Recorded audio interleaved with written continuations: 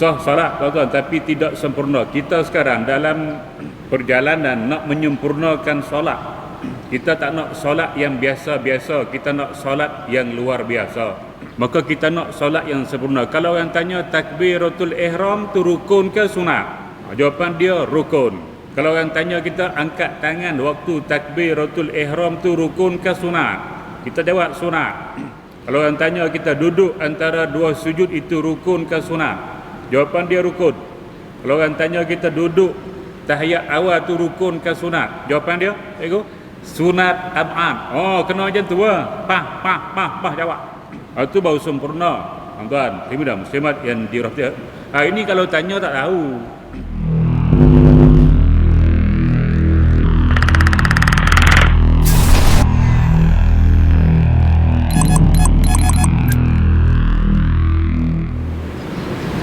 Bismillahirrahmanirrahim. Assalamualaikum warahmatullahi wabarakatuh. Alhamdulillahi rabbil alamin.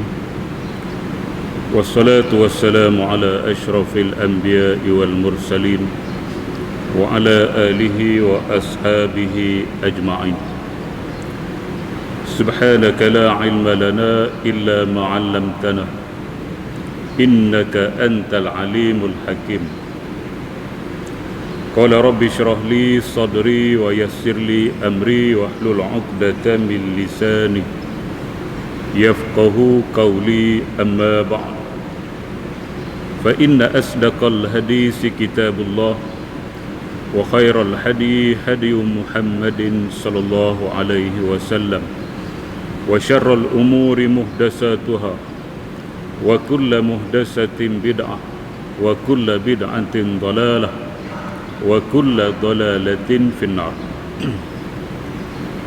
Alhamdulillah, kita syukur kepada Allah Subhanahu wa taala kerana sekali lagi dengan izin Allah Subhanahu wa taala kita dapat meneruskan kuliah kita pada malam ini menggunakan kitab Munyatul Musalli. Kita sambung pada malam ini muka surat 43. Huraian perkara-perkara yang sempurna solat. Huraian perkara-perkara yang menyempurnakan solat. Jadi kita dah baca minggu lepas 12 perkara secara umum untuk menyempurnakan solat. Jadi pada malam ni kita masuk kepada huraian satu-satu 12 perkara untuk menyempurnakan solat kita. Qala al-musannifu rahimahullahu ta'ala wa nafa'ana wa iyyakum bi'ulumihi fid daraini amin ya rabbal alamin. Kata pengarang rahimahullahu ta'ala, yang pertama yang kita baca minggu lepas ialah ilmu. Jadi huraian pada ilmu ialah ilmu itu ada 3 bahagian yang berkaitan dengan solat. Yang pertama ialah tahu yang mana fardu dan yang mana sunat pada solatnya, kerana solat itu tidak sah melainkan diketahui kaifiyahnya. Jadi ilmu berkaitan tentang solat. Untuk kita menyempurnakan solat kita ialah kita kena tahu yang mana satu fardu ataupun rukun, yang mana sunat. Sunat pula ada 2, sunat ab'ad, sunat hay'ah. Kalau kita boleh tahu, maka solat kita akan jadi sempurna. Kalau kita tidak tahu langsung, solat kita tidak sah. Kalau kita tahu yang ni ada rukun, ada sunat, tapi bila tanya yang ni rukun ke sunat tak tahu, tapi dia tahu rukun solat tu bukan rukun semua, dalam solat tu bukan rukun semua, ada rukun, ada sunat. Tapi dia tak tahu yang mana satu rukun, yang mana tu sunat. Tapi dia tahu ada rukun, ada sunat. Yang ni tidak sempurna, sah solat. Sah solat tuan-tuan, tapi tidak sempurna. Kita sekarang dalam perjalanan nak menyempurnakan solat. Kita tak nak solat yang biasa-biasa, kita nak solat yang luar biasa. maka kita nak solat yang sempurna. Kalau orang tanya takbiratul ihram tu rukun ke sunat? Jawapan dia rukun.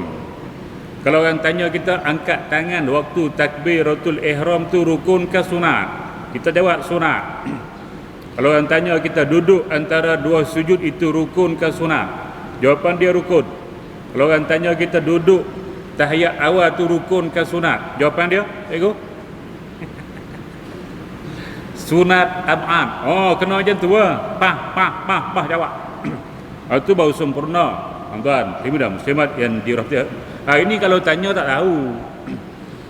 Cuba Tok Imam boleh cuba. Saya suka sebut Tok Imam. Nah, sebab Tok Imam dia boleh buat, dia ada kuasa veto. Kuasa veto macam mana? Tok Imam kata aku nak tanya dulu. Boleh jawab kita menikah. Tak boleh jawab hang balik. Dia nak kata apa? Cikgu, dia nak kata apa? Dia tak boleh menikah Korea lain sebab dia menikah dengan perempuan Korea Tok Imam tu. Kok mana cerita pun dia kena berhadapan dengan imam itu. Imam tu tak, aku nak tanya rukun solat. Hak mana rukun, yang mana sunat, yang mana sunat hai'ah, yang mana sunat ab'ad. Memang letih ha. Nah, lepas asar mula akad nikah, habis bila? Lepas isyak. Tak boleh. Tobat lahung tak reti. Cuba tanya tak percaya, tuan-tuan. Tapi dah muslimat yang dirahmati, maka solat dia bolehlah solat, tuan-tuan, tapi nak pergi tahap sempurna tak boleh. Oleh kerana itu kita kena tahu yang mana rukun, yang mana sunat. Bila ditanya tu kita boleh jawab, maka insya-Allah solat kita dari segi ilmu dia akan jadi sempurna. Itu satu, baru satu bahagian. Yang kedua, diketahui mana yang fardu dan mana yang sunat pada wuduknya. Maknanya ilmu tentang solat bukan sahaja tentang rukun solat, bukan sahaja tentang sunat solat, hai'ah dan juga ab'ad, tapi ada kait juga dengan fardu wuduk dan juga sunat wuduk. Kerana yang demikian itu adalah syarat sah wuduk. Jadi dalam keadaan biasa, tuan-tuan muslimin dan muslimat yang dirahmati sekalian, ambillah wuduk dengan sempurna. Artinya ambil yang wajib dan juga yang sunat, itu sempurna. Bila tuan-tuan baca kitab, dia kata Nabi mengambil wuduk dengan sempurna, artinya dia buat yang rukun dan dia buat yang sunat. Tu kena faham. Contoh kita baca bab mandi wajib.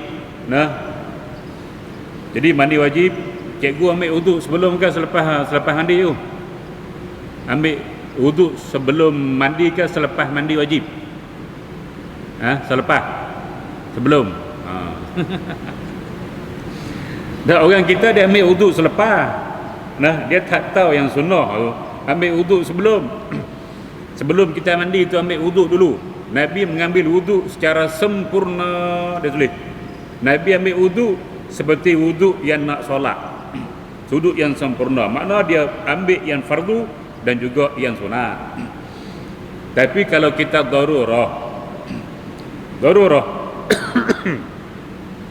contoh kita sakit, masuk darurah, ataupun ayah kita sakit, kita nak wudukkan dia tu, jadi wuduk yang rukun sudahlah. Maka kita basuh muka dia, kita basuh dua tangan dia, kita sapu kepala dan kita sapu kaki dia. Hak sunat-sunat tak payah. Basuh tangan ke, berkumur-kumur ke, memasukkan air dalam hidung, kemudian membuang semula istinsyak, ataupun menyapu telinga ke, yang tu sunat tak payah. Sebab darurah dia pun tak larat. Kita nak ambil yang rukun saja. Nah, kita atas flight nak masuk, tengok queue dalam sebelah, tengok depan queue, tengok belakang queue, kita duduk tengah-tengah.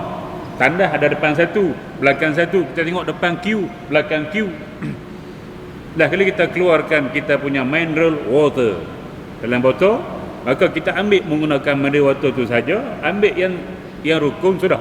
Nah, kita tak padan, kita nak komo, kita nak buang kat mana? Pakai telang.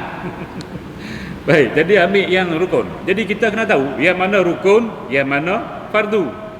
Takut ustaz kata okey kita ambil yang rukun-rukun saja, nak wuduk mutawi. Kita sapu telinga. Tak tahu ingat sapu telinga wajib. Allahu Rabbi. Anak 5 dah sapu telinga rukun. Allahu Rabbi. Tak nak mengaji. Jadi kena tahu, bukan sekadar tahu ambil wuduk, kena tahu yang mana satu rukun, yang mana satu sunat bila kita ambil wuduk. Dua bahagian. Baik, bahagian yang ketiga. Yang ni yang paling penting lah tuan-tuan, yang paling penting kali. Bila kita nak solat, bila kita tahu yang mana rukun, yang mana fardu, yang mana sunat, kita berwuduk pun kita tahu yang mana rukun, yang mana sunat, maka yang ketiga kita juga kena ada ilmu mengenai tipu daya syaitan supaya dapat dijauhinya.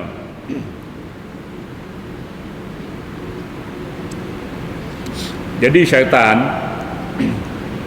orang Melayu kata setan, dia memang mempunyai trik. Orang Bali lah panggil trik, sini panggil apa tu? Helah. Helah lah trik ni kan. Dia trik dia cukup hebat. Kalau kita baca kitab imam yang ditulis oleh Imam Al-Ghazali, sama ada Minhajul Abidin, itu ringkasan sahaja, ataupun kita boleh baca yang paling tebal kali, Ihya Ulumuddin, dia cerita satu macam mana syaitan memainkan peranan. Cukup bijak dia punya trik yang dia buat, helah yang dia buat, sehingga akhirnya kita terjebak dengan helah dia. Maka kita wajib mengaji ilmu tasawuf ini. Ilmu yang berkaitan dengan akhlak ini, bagaimana kita nak menghadapi syaitan yang cukup bijak menipu kita bila kita nak lakukan ibadah solat seumpamanya lah tuan-tuan, muslimin dan muslimat yang dirahmati sekalian. Dia syaitan mula-mula dia kata jangan pergi masjid. Itu yang pertama kali, jangan pergi masjid. Pilah pasal malam, pilah apa dia tengok bola tu, kedah nak dalam Pahang tu. Dia suruh jangan pergi masjid. Tapi kita berkeras juga, kita nak pergi, kita lawan dia, nak pergi juga, kita pun pergi. Dia lepas kita pergi. Dia lepas kita pergi, tak apalah tuan-tuan, dan muslimat yang dirahmati sekalian. Tapi bila kita pergi, dia bukan kata tinggalkan kita, dia akan ikut seketing. Sini panggil apa? Seketing tu bahasa baling. Ikut ni lah, step by step. Itu bahasa baling juga, step by step. Dia takkan lepaskan kita begitu saja, dia ikut pergi masjid. Dia kacau kod takbir pula.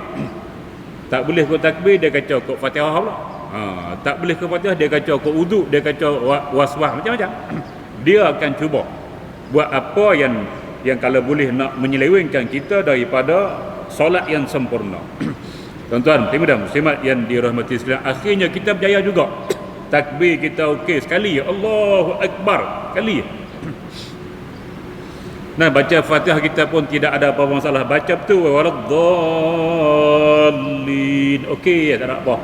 Sehingga bagi salam, wirid sama dengan imam semua habis kali, balik rumah lah. Tuan-tuan, dan muslimat yang dirahmati, balik rumah tu letak kepala atas katil tu. Nampak aku yang awal pergi masjid. Tengok lagi kot tu pula. Tengok tadi aku datang tak ada orang lagi masjid. Kira aku paling awal, duduk soh depan kali.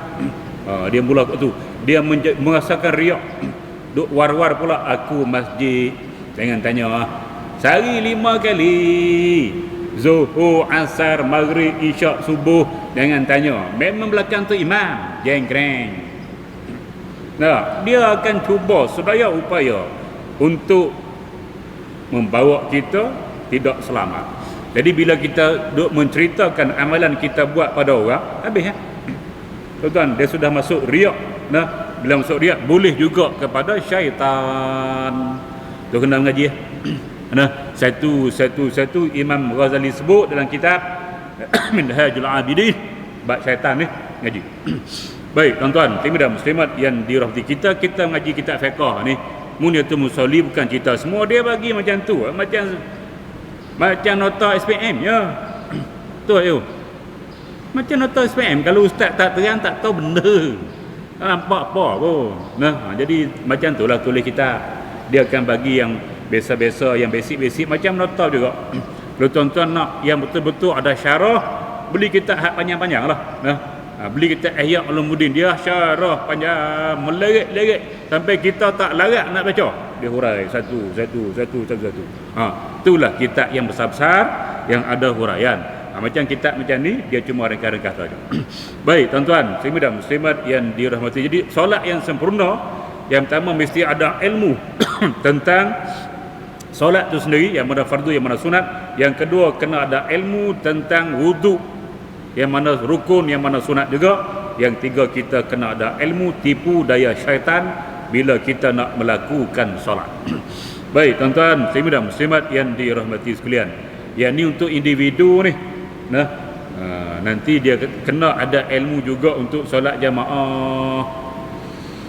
Tapi lambat lagi lah kita nak masuk bahjah mardiyah. Tuan-tuan tengok munyatul musalli dan bahjah mardiyah. Pada bahjah mardiyah itu dia akan cerita berkenaan dengan masbuk dan muwafiq. Tapi masbuk dan muwafiq sajalah. Yang tu kena mengaji Yasin pula. Yang ni untuk nak solat seorang diri ni. Kalau kita nak solat berjamaah, kita tak boleh hanya mengaji tentang solat seorang diri. Kita wajib mengaji pula tentang solat berjamaah tu macam mana. Oh, lagi banyak tuan-tuan muslimat yang dirahmati. Kita akan masuk sikit-sikit. Cuma saya sebut sebagai mukaddimahnya. Sebagai mukaddimahnya. Kalau kita nak solat berjamaah, kita kena ada ilmu. Masuk dalam masjid contoh. Kita masuk dalam masjid, kita tengok ada orang solat, kita pun solat. Sunat tahiyatul masjid. Elok kita takbir, elok Fatihah saja. Allahu akbar, Allahu akbar. Syara an la ilaha illallah. Tu ilah. Wa ma'ra. Cikgu nak solat ke nak berhenti? Berhenti cikgu. Iza uqimatis solah fala salata illa al-maktubah. Apabila diiqamahkan untuk solat, maka tidak ada solat kecuali yang wajib saja. Makna kita belum lagi nak belum rakaat pertama lagi, berhentilah. Kecuali kita dah bangun rakaat yang kedua dan kita mula baca Fatihah, dia qomat dan kita rasa yakin sempat bertakbiratul ihram dengan imam, teruskan solat. Wala tubtilu a'malakum. Jangan kamu batalkan solat kamu. Tu kena reti. Masuk masjid tengok tu bila berdiri nak qomat, jangan solat dah. Berdiri je lah. Jangan lagi solat. Tu ilmu masuk masjid. Tuan-tuan, saya sudah muslimat yang dirahmati sekalian. Kita datang pula tengok imam sedang tahiyat awal. At-tahiyatul mubarakatus salawatut thayyibatul lillah. Kita baru sampai. Maka kita kena terus takbir. Jangan tunggu berapa ramai dalam kalangan kita tak ngaji. Dia bukan takbir, dia tunggu. Tu cikgu. Tu orang. Cikgu pernah tengok tak? Dia masuk tunggu. Takbir tak payah. Kalau dia takbir dia turun, dia kena tahiyat 4 kali cikgu. Solat maghrib 3 rakaat, tahiyat 4 kali benar. Tu tengok dia takbir Allahu akbar. Dia rakaat tu dia tak dapat. Dia takbir dia turun duduk dengan tok imam tahiyat awal. Dia satu tahiyat tapi rakaat dia tak dapat. Tu imam bangun dia ikut bangun. Maka imam rakaat terakhir dia baru rakaat pertama. Nanti imam akan baca tahiyat akhir, dia tahiyat akhir juga dengan imam, 2 dah itu. Dia berkat pertama, 2 tahiyat dah ni. Nanti tu imam bagi salam, dia bangun tu baru rakaat kedua. Nanti dia kena baca tahiyat awal 3 dah. Nanti dia baca pula tahiyat akhir apa tu? 4 tahiyat, 3 rakaat. Dia kata buat penyusah diri. Tunggu bagi imam bangun dulu. Majoriti kalau masuk 10 orang, mungkin seorang akan takbir duduk, hak 9 lagi dia akan berdiri hingga imam bangun, barulah dia takbir. Tak tu. Tu kata dia tak mengaji pun, tuan-tuan. Dia mengaji dengan tengok orang. Dia tengok orang tak takbir, dia tak takbir. Sedangkan Nabi suruh kamu masuk sahaja dalam solat jamaah ni, di mana imam berada, hendaklah kamu takbir. Ikut dia. Dia tahiyat awal ke, dia sedang sujud ke, tak kira. Takbir ikut. Jangan tunggu. Nabi tak suruh tunggu. Kita yang tunggu. Kita ambil ilmu di mana? Ilmu melihat kepada orang hak buat di masjid. Yang buat tu pun tak ngaji macam kita juga. Kita pergi tiru hak jahil. Jahil ikut jahil. Jadi kat mana? Dah berjahil. Allahu Rabbi. Allahu Akbar. Baik tuan-tuan, muslimin dan muslimat yang dirahmati, itu orang panggil sebagai mukadimah saja. Yang kata solat jamaah mesti kena ada ilmu. InsyaAllah nanti kita ada sikit tentang solat jamaah, kita akan baca dan hurai sikit-sikit. Baik tuan-tuan. Yang kedua, habis.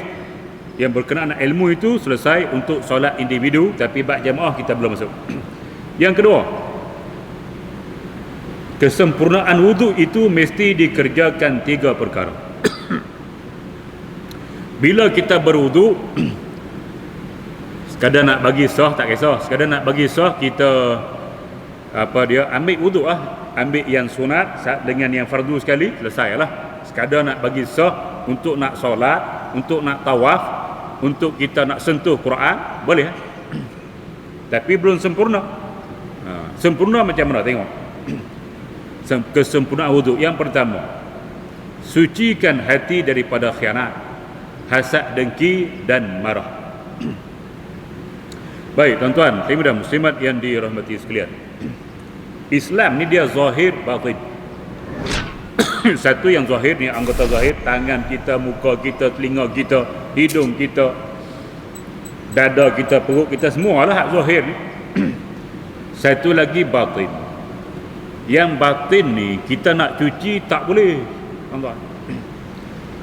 Kita nak cuci yang batin sama dengan kita cuci yang zahir, memang tak boleh buat. Kalau kita mandi, kita nak cuci tubuh, kita menggunakan sabun, kita guna sabun, tapi tak pernah orang buat dia bancuh yang sabun, dia minum, cuci hak dalam. Cikgu pernah buat? Tu cikgu pergi ICU lah. Nah, kalau baju kita kena kotor-kotor, yang payah nak keluar, biasa orang guna klorok, kita rendam dengan klorok biasalah. Nah, dan tak pernah orang buat untuk nak cuci hak dalam, cuci hati hak dalam, dia minum klorok, tak pernah. Kalau dia buat, 2, 1 ICU, 2 UCI.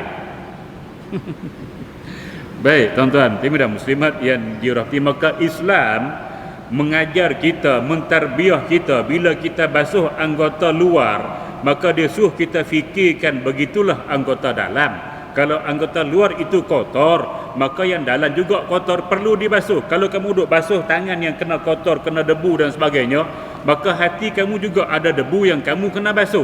Oleh kerana itu, bila kita basuh anggota wuduk, kita kena fikir hak dalam pun kena basuh. Itu tujuan. Bukan kita basuh gitu saya tak fikir apa-apa, tu tak betul, tak sempurna wuduk. Yang sempurna bila kita basuh wuduk, kita kena ingat, kita kena basuh juga hati. Macam mana nak basuh? Bukan dengan air, tapi dengan solat sunat, dengan bacaan Quran, dengan qiyamul lail, dengan menghadiri kuliah-kuliah ilmu, dengan puasa sunat dan banyak lagi amalan-amalan. Itulah cara nak bersih yang dalam. Nah, jadi bila kita ambil wuduk, kita basuh anggota luar, kita kena lintah di hati, aku juga kena basuh anggota dalam. Maka yang dalam kita kena cucikan yang sifat-sifat yang mazmumah, sifat menipu, sifat hasad, sifat dengki, hasad sama lah, sifat sombong, sifat kedekut, tu dalam semua lah. Maka tak sempurnalah seorang yang sering mengambil wuduk untuk solat, tiba-tiba dia kedekut nak keluar duit, nak bagi kat masjid RM1 pun berteketa-keta tangan. Tidak sempurna wuduk dia, sebab dia basuh wuduk, dia tak basuh hati dia. Tidak sempurna wuduk kita kalau dalam hati kita ada dengki dengan orang. Tak sempurna tuan-tuan dan muslimat yang dirahmati. Oleh kerana itu, kena cuci yang dalam. Bila cuci yang luar, kita kena cuci sama yang dalam, zahir dan batin bagi cuci. Nah, yang paling jahat sekali, yang paling bahaya sekali kalau penyakit fizikal ni, kanser lah tuan-tuan. Kanser pembunuh nombor 2 di dunia. Cikgu, nombor 1? Nombor 1 accident.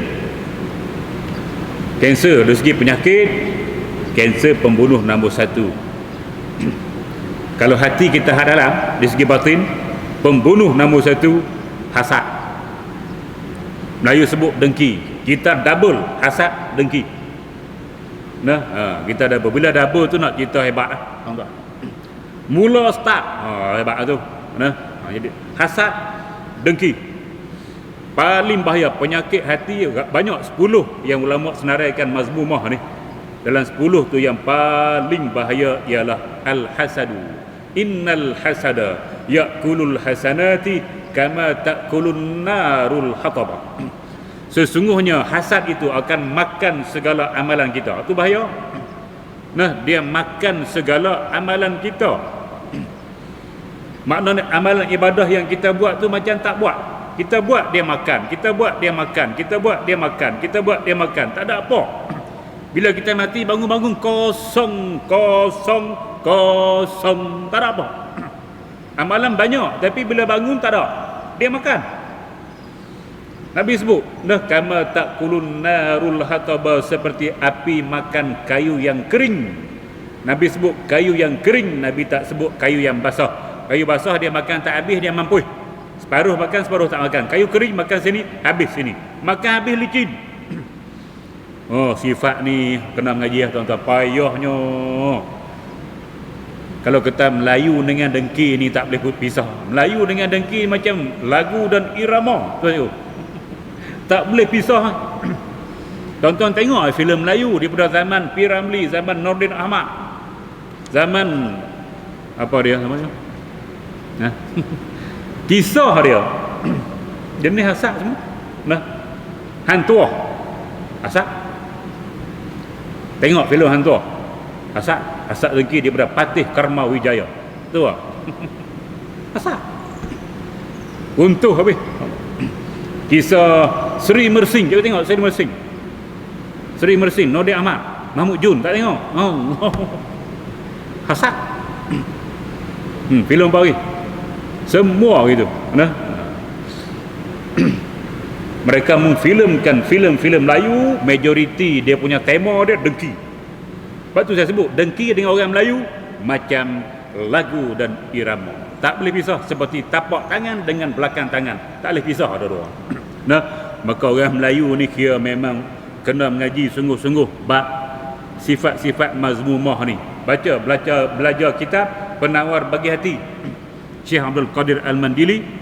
Pergi mengaji dengan ustaz, baca sendiri, hayati ilmu-ilmu itu supaya kita boleh mencuci hati kita. Nah, supaya menghilangkan sifat-sifat yang hasad, dengki, marah dan sebagainya.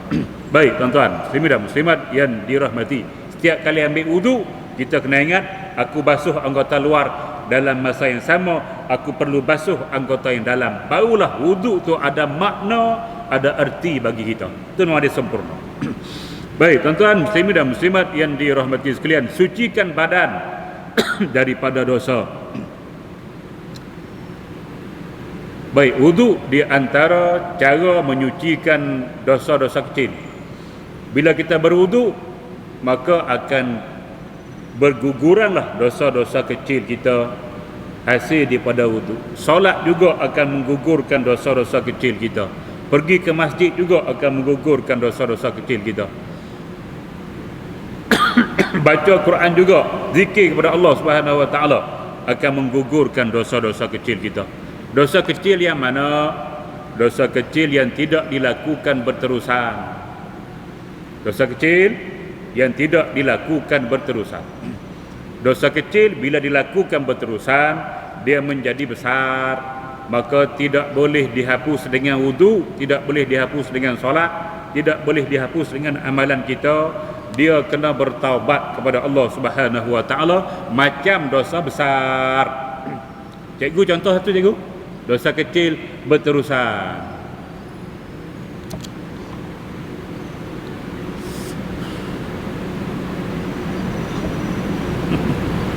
Tak payah cakap, tunjuk lah.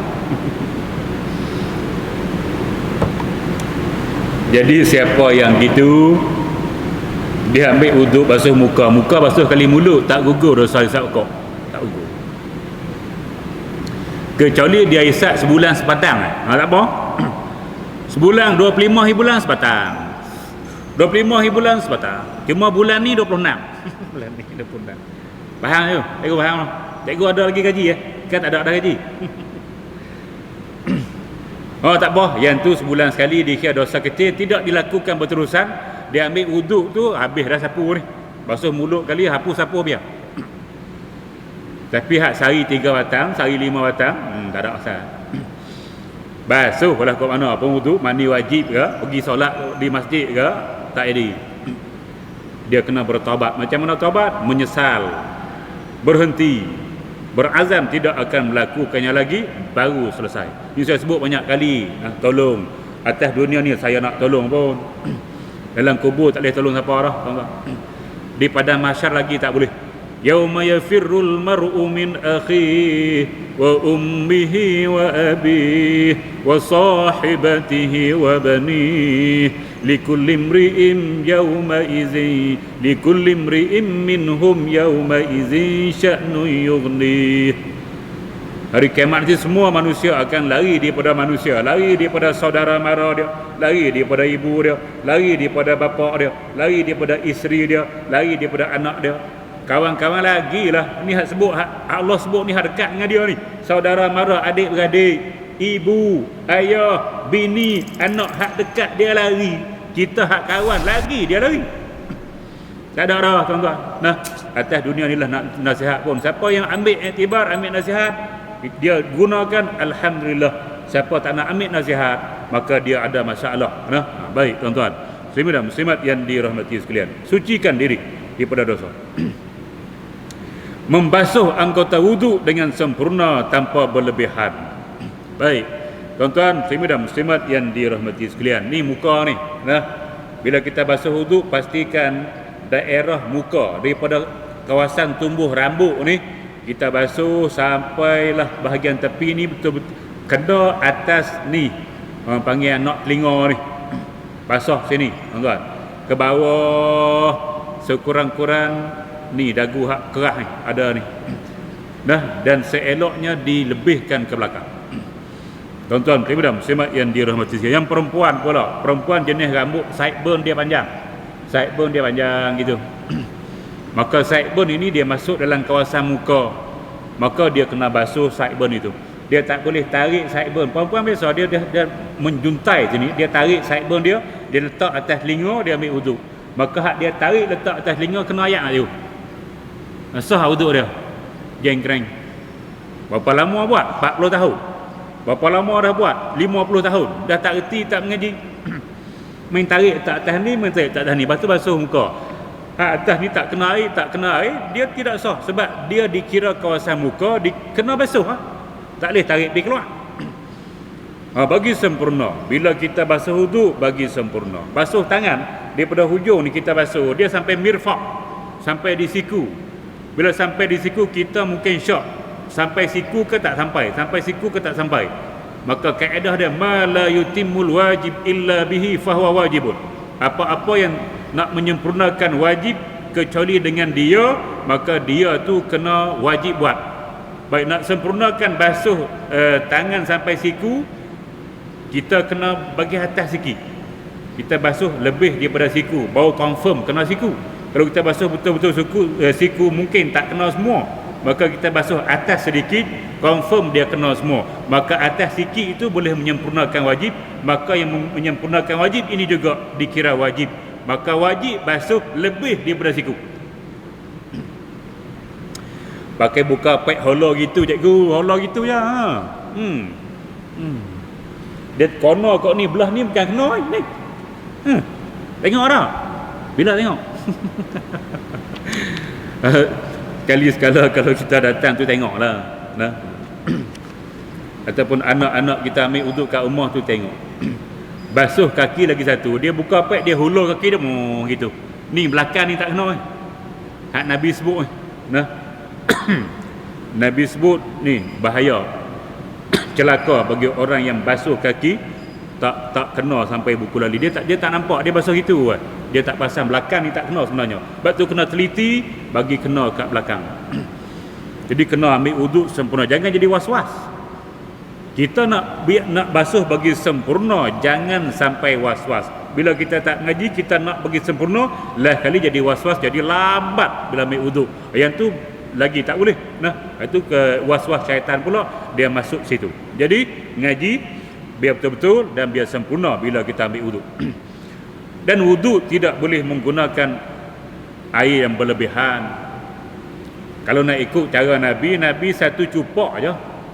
Satu cupak saja dia berwuduk, dan dia mandi wajib dengan satu gantang. 4 cupak lah. Mandi dengan satu gantang je. Cikgu berapa gantang? 2 kontainer.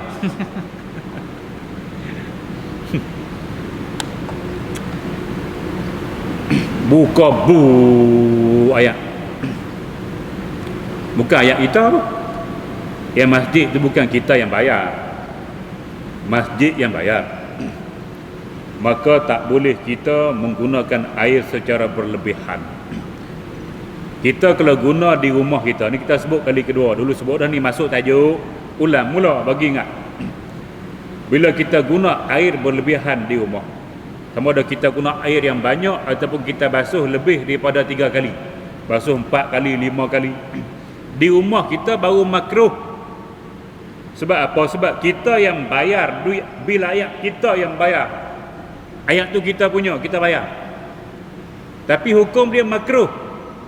Kalau walaupun ayat kita punya, nah, hukum dia makruh sebab membazir air. Innal mubazzirina kanu ikhwana syayatin. Orang-orang membazir itu saudara setan.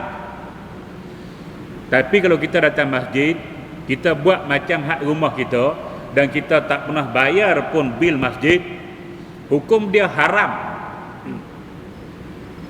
Rumah kita jatuh makruh sebab air kita punya. Di masjid hukum jatuh haram sebab air bukan kita punya. Kecuali bil masjid kita seorang yang bayar. Ada je, ada orang kaya lah. Nah, dia cakap dengan AJK, bil air saya bayar. Bagi dah apa? 10,000 ke 15,000 tak kisah. Dia kaya. Dia bayar seorang. Dia pergi ambil wuduk lebih. Makruh macam dia ambil wuduk di rumah dia. Nah, cikgu bayar bil masjid tapi lah ni, dia bukan kata lah saja, bukan kata musim pandemik COVID-19 ni saja. Bila-bila lah kita memang disundahkan ambil wuduk di rumah. Hadis Nabi semua macam tu. Man igtasala fi baitihi, man tawaddaa fi baitihi, summa masya ila al-masajid ila baitillah. Siapa yang ambil wuduk di rumah, siapa yang ambil wuduk di rumah kemudian dia pergi ke masjid, Nabi sebut selalu siapa yang ambil wuduk di rumah. Maknanya wuduk ni kita ambil di rumah. Mana maghrib tu kita datang tu kita ambil wuduk siap, sama ada pandemik COVID-19 ataupun tak ada, ambil wuduk memang di rumah. Cuma bila kita batal tengah jalan, nah, ataupun kita nak masuk isyak kita batal, tak apalah, ambil di masjid. Jangan balik ambil rumah, memang bodoh lah. Batal wuduk tu nak pergi mana? Balik rumah apa? Ambil wuduk. Oh tu dia. Dia patah balik tu imam assalamualaikum. Allahu Rabbi. Tu ngaji lebih pandai dah. Dah duduk sini dah tak apalah. Sebelum datang tadi no, nah, ambil wuduk di rumah. Baik tuan-tuan, muslimin dan muslimat yang dirahmati sekalian. Jadi basuh anggota wuduk dengan sempurna, makna anggota dia bagi basuh betul-betul sempurna, anggota yang wajib tu. Kemudian jangan membazir air, jangan berlebih-lebihan. Baik, habis tentang ilmu tentang kesempurnaan wudu. Yang ketiga, kesempurnaan pakaian itu dengan 3 perkara. Baik, kita masuk yang ketiga pula. Bila kita nak solat, kita kena berpakaian yang menutup aurat. Kita baca dah dulu, dia bawa ayat Quran, khuzu zinatakum inda kulli masjidin. Hendaklah kamu memakai pakaian yang baik, yang elok setiap kali kamu nak menunaikan solat. Inda kulli masjid artinya setiap kali kamu nak menunaikan solat, sama ada di rumah ataupun di masjid, tapi afdal di masjid lah. Baik tuan-tuan dan muslimat yang dirahmati, pakaian tu macam mana pula nak sempurnanya? Baik, tengok dia kata ada 3 perkara. Yang pertama, pakaian yang halal. Jadi ada 3 benda yang kita kena lihat tuan-tuan. Yang pertama makanan, yang kedua minuman, yang 3 pakaian. Nabi sebut lama, 1400 tahun yang lampau. Nah, Nabi sebut lama. Summa zakara rajulan yutilu safar ash'atha aghbara yamuddu yadayhi ila as-sama' faqala ya rab ya rab ya rab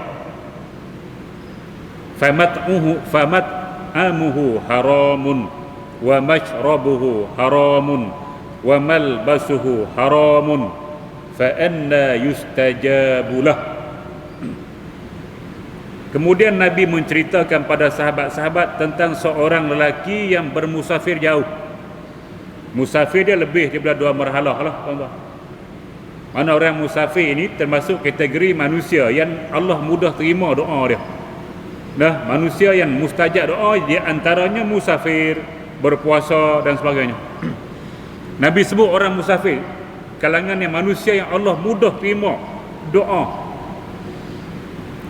Dia angkat tangan ke langit, yamuddu yadaihi ila samai, dia angkat tangan dia ke langit berdoa pada Allah, ya Rab, ya Rab, ya Allah, ya Tuhanku, minta gini.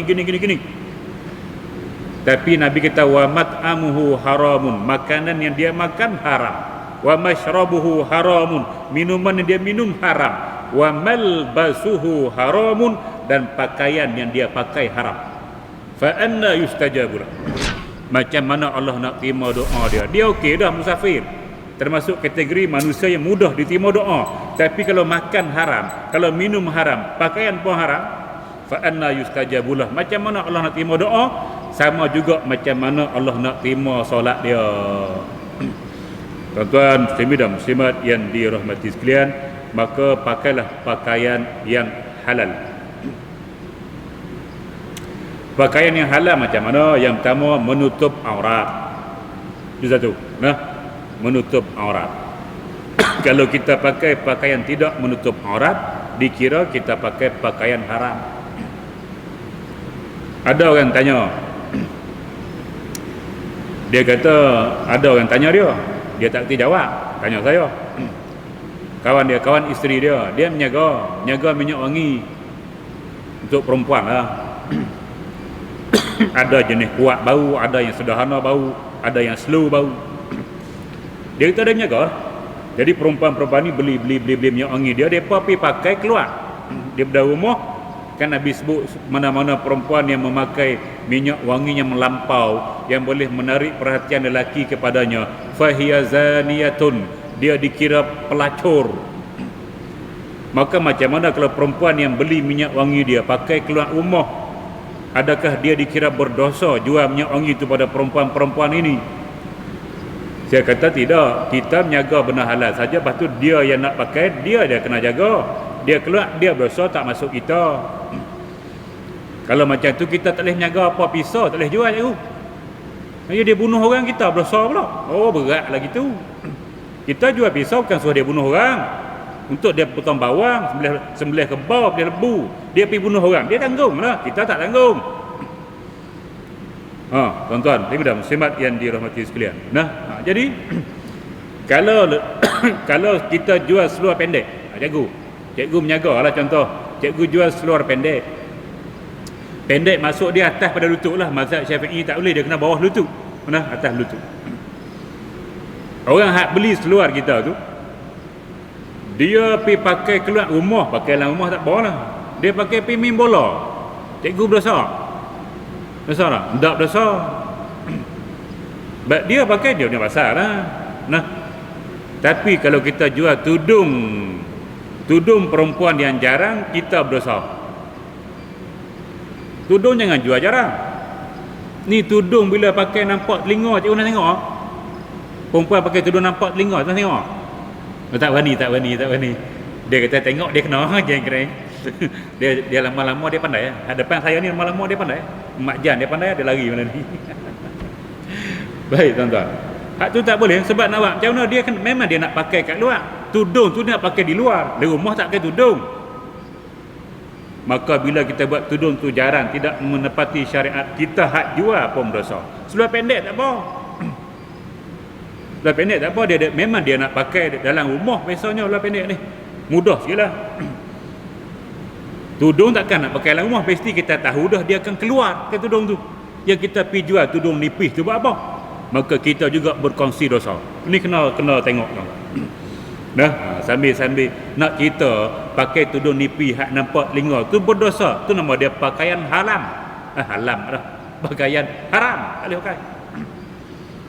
Hak tu hak jenis aurat. Hak jenis ambil kupiah kawan. Macam mana? Budak-budak asrama banyak. Dia kelang-kelang kabut main wudu, kupiah tak ada, ambil kupiah member dia, pergi solat Jumaat, Allahu Akbar, kopiah member dia ambil tanpa kebenaran, tanpa dia minta izin, dia ambil macam tu, tak tahu pada kepala dia, haram. Kopiah dia pakai tu haram. Solat sah, tapi perbuatan dia solat menggunakan kopiah yang haram itu berdosa. Tu kopiah, baju sama kau, kalau gabut baju dia tak ada, ambil baju member. Nah, pakai baju Melayu member, pergi solat Jumaat. Sama. Kita pakai tutup aurat. Ya, tapi kita ambil baju hak kawan kita tak minta izin. Maka kita pakai baju tu dikira haram. Maka kita solat pula. Solat kita sah sebab kita menutup aurat, tapi perbuatan kita solat dengan menggunakan pakaian yang haram itu berdosa dan tidak sempurna solat kita. Tuan-tuan, ibu dan muslimat yang dirahmati sekalian. Macam mana pula datang masjid, lepas datang masjid balik ambil kasut kawan. Jumaat hilang kasut, Jumaat hilang kasut. Jadi kita ginilah, kasut ni kita pakai hari-hari tuan-tuan. Ni saya sebut banyak kali lah. Tak sepatutnya kita buat silap. Kasut kita ni bila kita masuk kaki je kita rasa tahu dah kasut kita. Walaupun warna dia sama, saiz lebih kurang, tapi kita masuk tu kita rasa dah kasut ni kasut aku pakai ni, dia tak ada apa masalah. Tapi kalau kita masuk kasut tu rasa lain, tengok elok-elok, mungkin bukan kasut kita. Nah, macam mana boleh ambil kasut orang pakai keluar selamba rok gitu? Allahu Rabbi. Tuan-tuan, tuan-tuan muslimat yang dirahmati, saya marah sebab saya banyak kali kena kasut kita dia ambil. La ilaha illallah. Tak apalah, AJK masjid bagi kasut dia, masuk masjid lah, kasut nak potong depan tu. Kita pakai balik, esok kita mai kita bagi balik mula ke masjid. Hak dia tak buat mai pakai terus, dia tak rasa apa, dia tak rasa apa perbezaan dia pakai kasut kita. Nah, hak lain tuan-tuan. Jadi kalaulah kita terambil kasut, ni ilmu kita nak bagi. Kalau kita terambil kasut balik rumah baru tahu, cepat-cepat kita pergi hantar balik di masjid tu, letak balik, kita spare kasut kita, pakai kasut kita balik. Kasut tu letak di masjid, mudah-mudahan tuang dia patah balik cari. Biasa kita akan patah balik cari di masjid, hantar balik. Kita pula keluar masjid tengok kasut kita tak ada, lepas tu kita ambil kasut kawan. Kita dengan dia 2 kali 5, 5 kali 2, dia ambil kasut kita, kita ambil kasut orang lain, belah. Nah, bila tengok tak ada, tunggu dulu lah. Kalau boleh tunggu lah, kalau boleh tunggu dulu. Tunggu, ada lah lebih. Kalau dia masuk situ ada lebih. Kalau masuk Kuala Salim mungkin kita tak tengok, situ kosong tak ada apa dah. Balik kaki ayam saja, jangan duk ambil kasut orang. Nah, benda-benda macam ni kita kena faham. Baik tuan-tuan, ibu dan muslimat yang dirahmati sekalian. Biasa Jumaat jadi begitulah, sebab dia terlampau memahami dan menghayati khutbah tu imam. Nah, tu imam lah hari tu imam sana, ambillah yang baik, tinggallah yang buruk. Siap. Pakai kasut buruk, balik kasut baru. Allahu Akbar. Baik tuan-tuan, ibu dan muslimat yang dirahmati, itu minta maaf lah pakaian. Hati-hatilah. Tidak solat kita tidak sempurna. Dan musim lah ni suruh bawa sejadah. Bawa sejadah sendiri. Tak ambil sejadah kawan. Nak solat ambil sejadah orang. Allahu Akbar. Baik, yang kedua, suci daripada najis yang tidak dimaafkan. Pakaian kita tu mesti suci daripada najis yang tidak dimaaf. Contoh air kencing tidak dimaaf pada syarak. Tahi cicak tidak dimaaf pada syarak. Yang dimaaf tak apa, darah yang sedikit dimaaf pada syarak. Nanah yang sedikit dimaaf pada syarak. Yang dimaaf tak apa. Nah, kalau banyak maka tidak dimaaf, kita tak boleh pakai. Cikgu tengah solat je, solat di rumah lah, tak sempat main masjid, pakai elok lah. Nah, tiba-tiba cikgu dah cucu kan, cucu dah tak ada lagi, anak-anak anak nakan lah. Dia pergi kencing, cikgu kencing cik gitu. Kena kain cikgu pakai. Bila kena kain tu, maka mutanajis, dia kena najis, mutanajis lah kain kita, maka kita tak sah solat. Cikgu nak buat macam mana?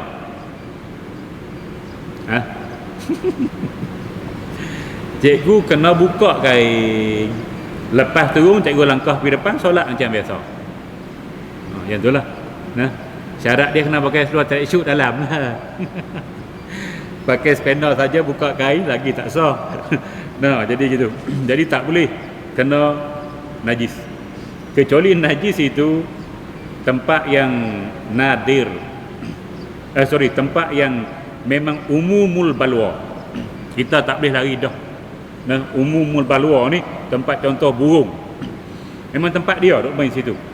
Kita solat, tiba-tiba dia main berak atas kepala, atas baju, tak apa. Dia maaf pada syarak. Sebab umumul balwa tempat dia. Macam di Masjid Haram, kalau luar tu kan burung pati banyak. Tempat dia dah. Jadi kita payah nak mengelak. Yang tu dia maaf pada syarak. Tapi kalau kita solat dalam bilik, kita buka tingkap. Malah buka ekor ni, buka tingkap bagi angin masuk. Tiba-tiba burung kelicak masuk, perung masuk. Dia masuk, dia naik atas tu, dia berak lepuk atas kepala cikgu.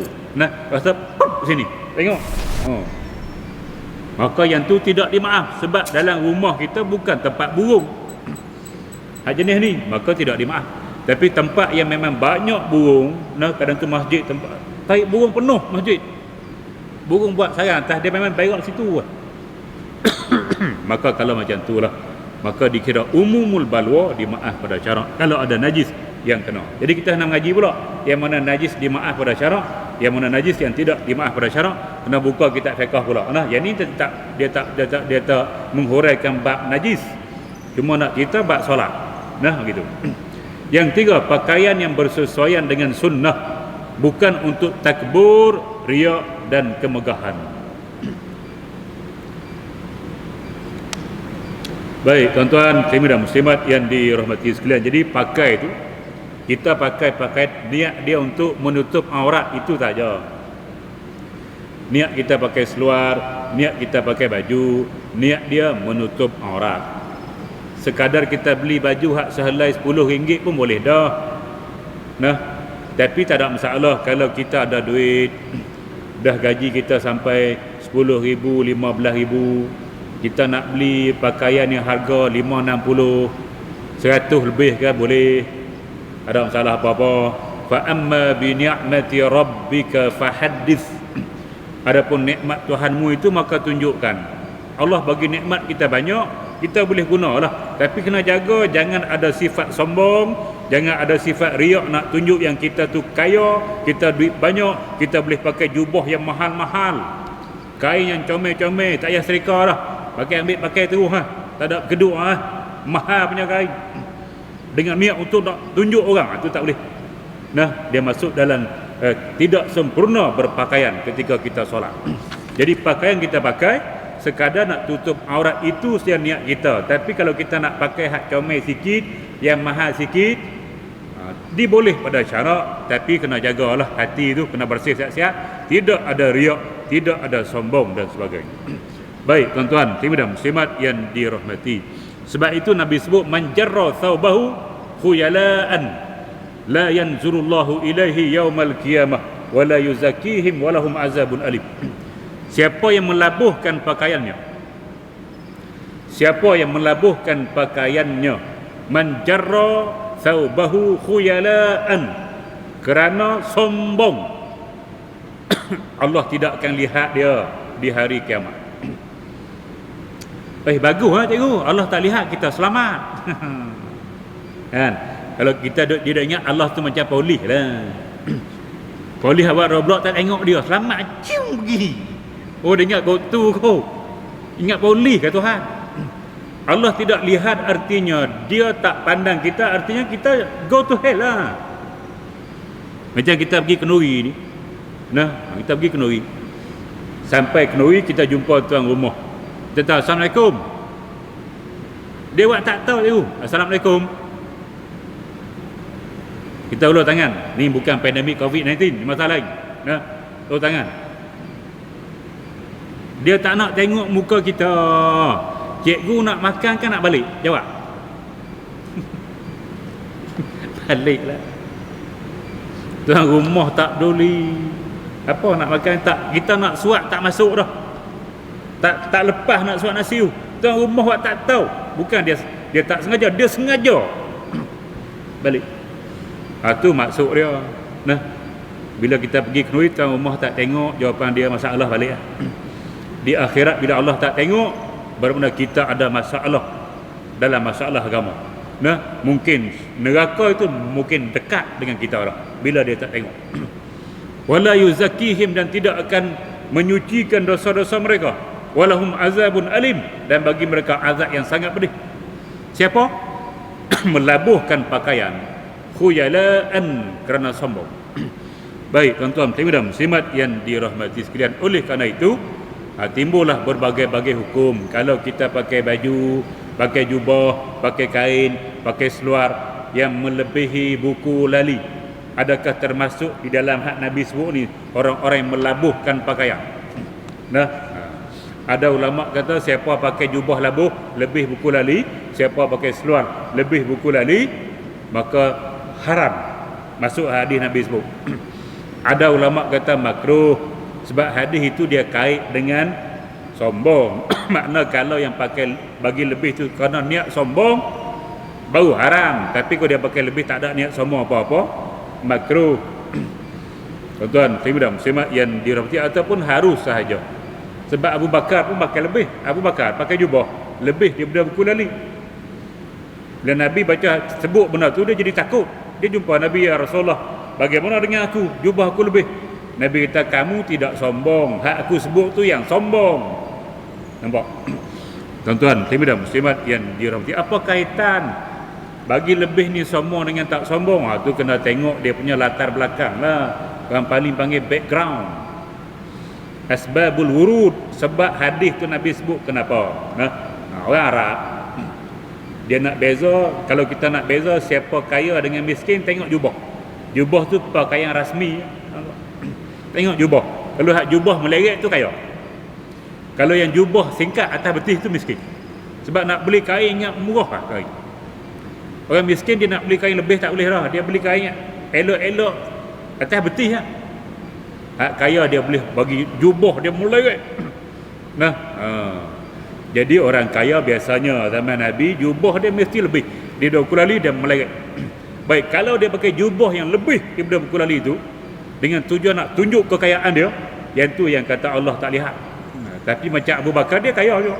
Nah, tapi dia pakai pun jubah yang lebih juga, tapi tidak ada sombong. Hak tu lagi tu. Jadi jangan takut lah hak pakai jubah lebih buku lali tu. Kita tak ada sombong kat tu. Kita dah beli jubah malah nak potong. Tu hak. Jadi malah nak potong, jadi kalau potong jadi macam tak sesuai, kita jadi tak tahu tak boleh tu. Pakai sikat-sikat ni orang nampak tak apa boleh. Maka kita pakai lebih pula li, bukan niat sombong. Dah beli macam tu, malah nak potong dah, pakai macam tu. Janji tak meleret atas tanah sudah. Meleret dia sapu tiap ayam habis. Baik tuan-tuan, dan muslimat yang dirahmati habis. Sudah tuan-tuan. Kita berhenti pada yang keempat, kita sambung bulan depan. Bulan depan. Bukan minggu depan, bulan depan. Bulan 11. Lepas tu minggu depan tukar ceramah Maulidur Rasul. Sempena kita sambut Maulid pada hari Khamis tu 29 hari bulan.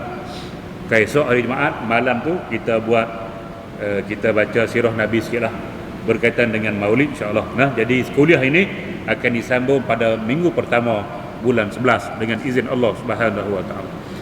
Baik, kita tengok, saya nak tengok satu atau dua soalan. Paling banyak 3 kalau ada lah.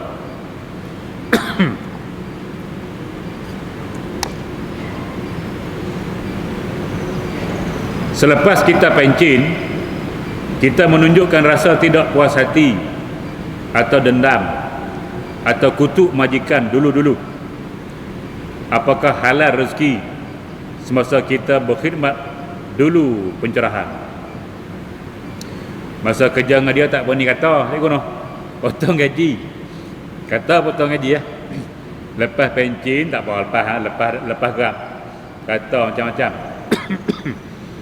Baik tuan-tuan, jadi dia kata gaji dia dulu-dulu kalau dia kata macam tu halal ke tidak. Baik tuan-tuan dan muslimat yang dirahmati sekalian, yang pertama sekali, inilah sifat-sifat yang termasuk dalam sifat mazmumah.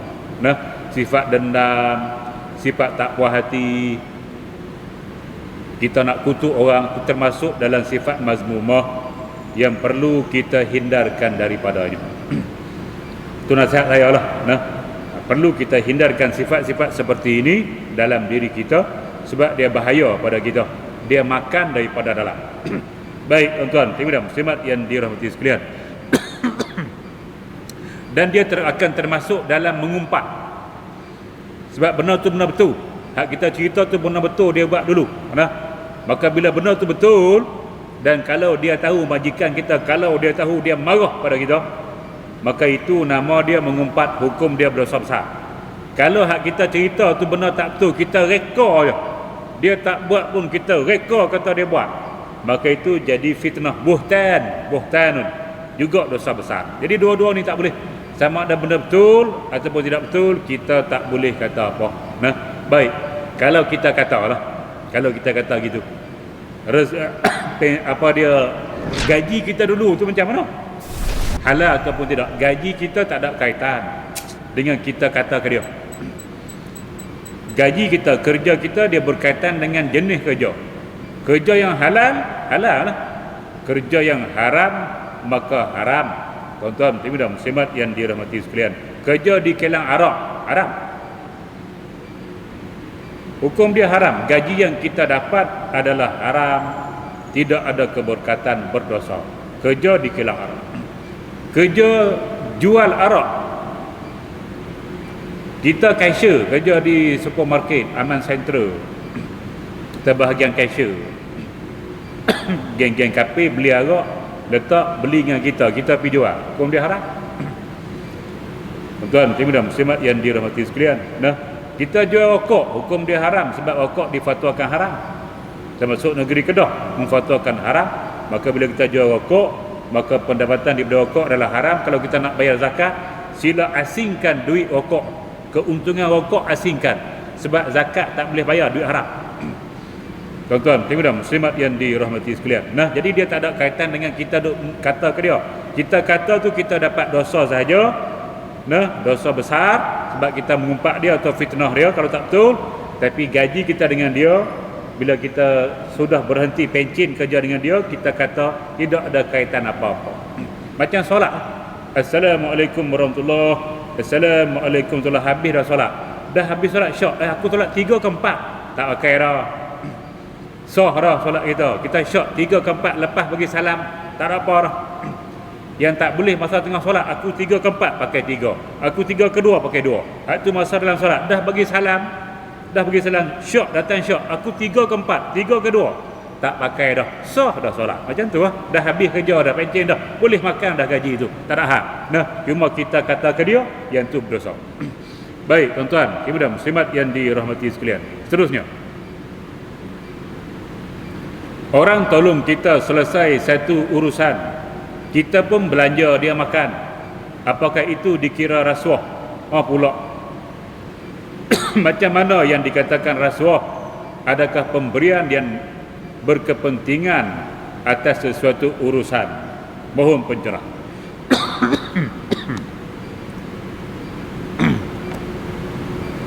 Baik, tuan-tuan, dan muslimat yang dirahmati sekalian.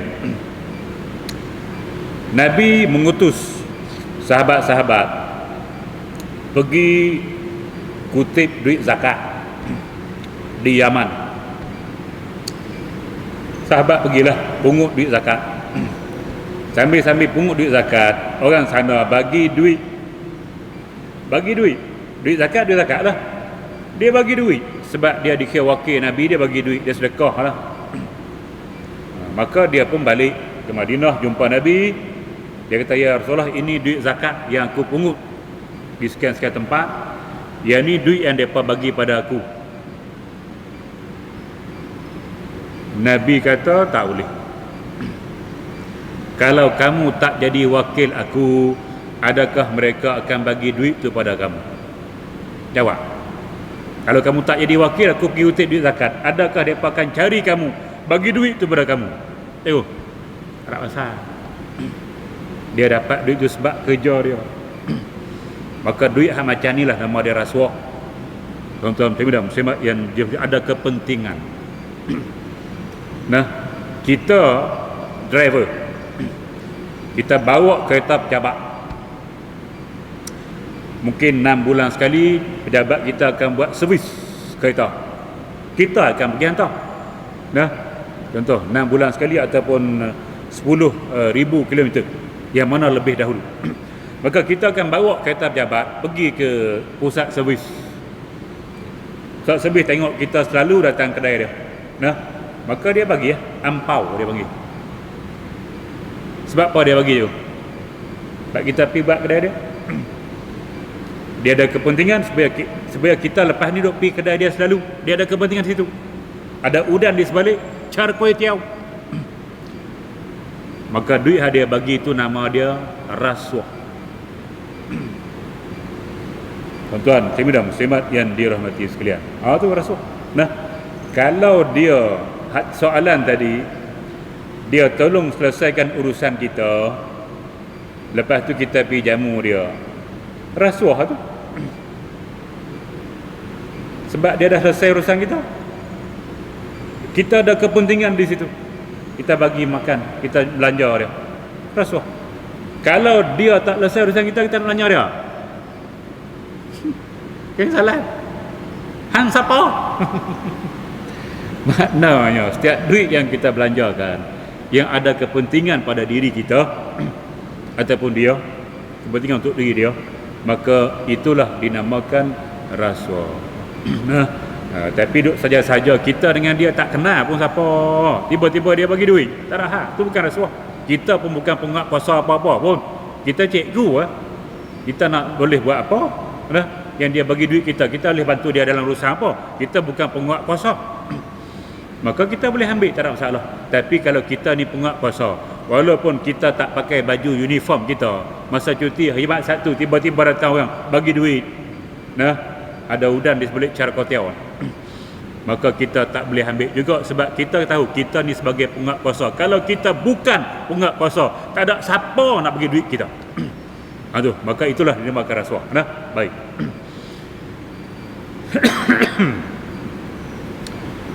Okey, 2 soalan.